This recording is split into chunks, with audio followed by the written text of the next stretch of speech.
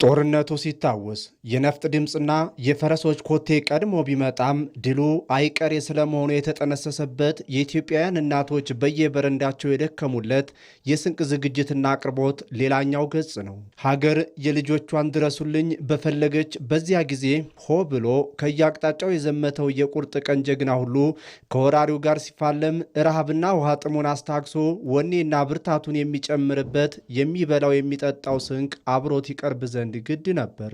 ይህ መሆን እንዳለበት የገባቸው የኋላ ደጀኖችም ባድዋ ስለ ሀገሩ አሻግሮም ስለ ጥቁር ሕዝቦች ነጻነት ሲል በግንባር ላይ ለሚዋደቀው ወገን የራስን ስንቅ በደቦ አዘጋጅቶ በራስ አቅም መቆምን በተግባር አሳይተዋል። ምግብን በራሳቸው ሀብት በራሳቸው አቅም ምግብ ዝግጅትና አቅርቦትን ለዛ ጦርነት ያቀረቡት በእኛው በአባቶቻችን በእናቶቻችን ነው። ዝግጅቱ የተደረገው ከውጭ የመጣ ስንዴም የለም፣ ጤፍም የለም፣ እንሰትም የለም። በቂ ምግብና ምግቡ ሳይበላሽ ለረጅም ጊዜ በሚቆይ መልኩ እንደዚሁም ደግሞ ሎጂስቲክ ሉዓላዊነት ነበራቸው።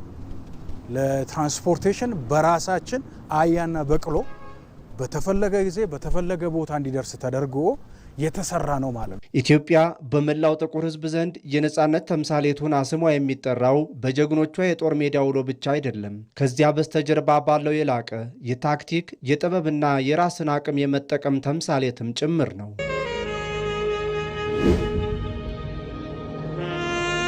ዛሬም የታሪክ ምሁራንና የኢኮኖሚ ባለሙያዎች አንድን እውነት በአጽንኦት ያነሳሉ። የአድዋ ጦርነት በራስ ስንቅ አቅርቦትና በራስ አቅም የተሸፈነ ጦርነት መሆኑን። እዚህ ላይ የአሁኑ ትውልድ አንድ ቁጭትን ፈጥሯል።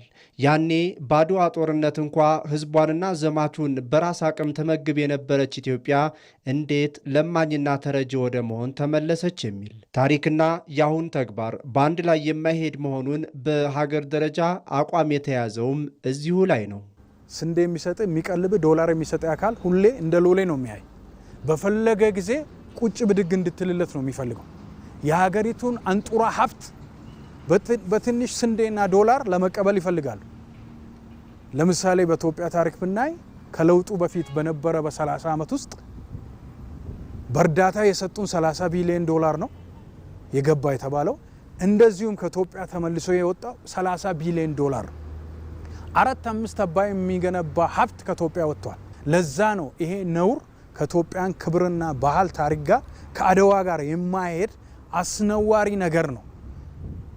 እኛ ቅኝ ግዜነትን ባርነትን የተጸየፍንና ለአፍሪካኖችም የነጻነት ፋና ወጊ የሆነ ሀገር ይሄን የኢኮኖሚ ባርነት መቀበል የለብንም ተብሎ ኢትዮጵያ ራሷን ወደ መቻል ብዙ ስራዎች እየተሰሩ ነው። የዛሬዋ ኢትዮጵያ የአድዋን የራስን አቅም የመጠቀም ፍልስፍና ወደ ግብርናው መስክ አዙረዋለች።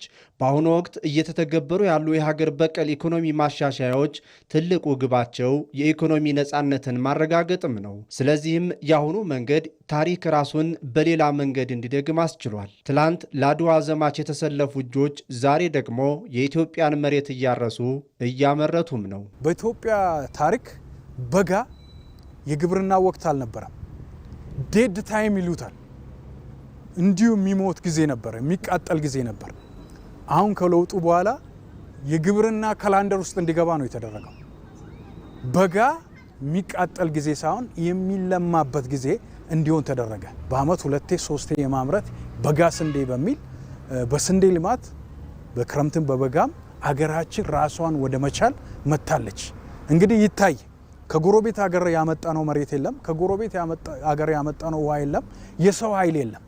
ይባክን የነበረው ያልተጠቀምንበት ግን ሙሉ አቅማችን ተጠቅመን ወደ ስራ አስገብተን ኤፊሽንሲ ብቃት የተጨመረበት ማለት ነው። የፖለቲካ ነጻነት ያለ ኢኮኖሚ ነጻነት ምሉዕነትና ዋስትና የለውም።